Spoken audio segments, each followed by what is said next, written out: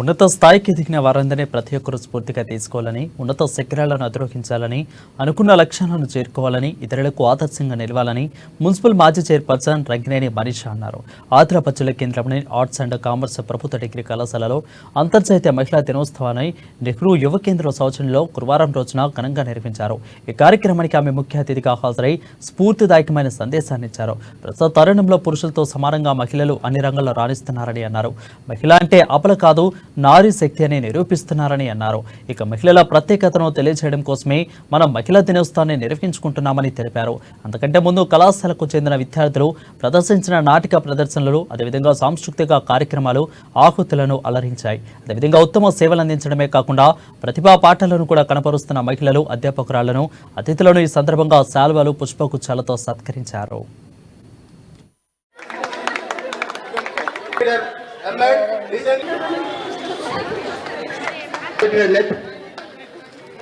You can take inspiration from all lady faculties today, the Women's Day.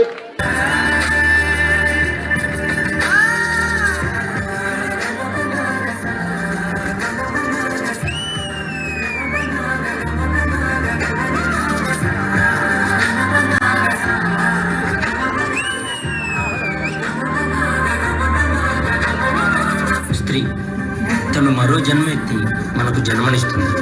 పిల్లల కోసం తను కన్న కళల్ని, భవిష్యత్తుని త్యాగం చేస్తుంది. ప్రతి మగాడి విజయం వెనక ఒక ఆడది ఉంటుంది అంటారు. వెనకలేదు, వెనకబడే ఉంది.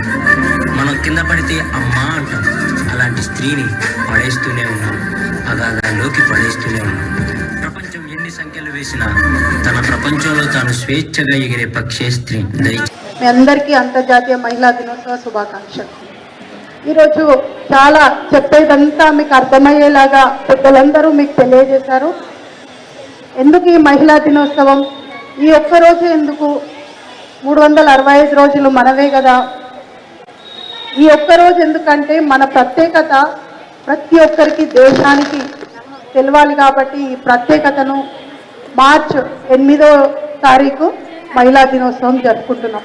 ఈరోజే మన ప్రత్యేకత అనేది మనం చాటి చెప్పాలి. ఖచ్చితంగా ఆ 365 రోజులు పేపర్లో వచ్చే విధంగా మనం ముందుకెళ్ళాలి. ప్రతి ఒక్కరూ ఆదర్శంగా, ఎందరో వేదిక పైన పెద్దల